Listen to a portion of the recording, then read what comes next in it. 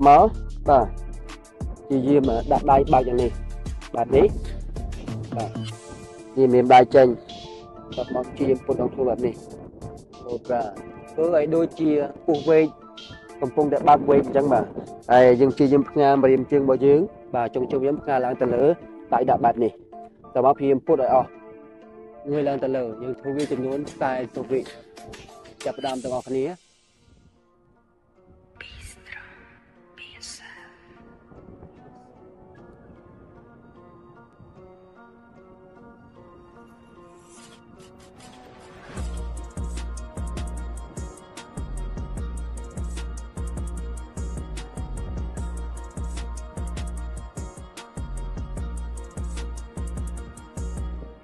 20 វិចុងក្រោយ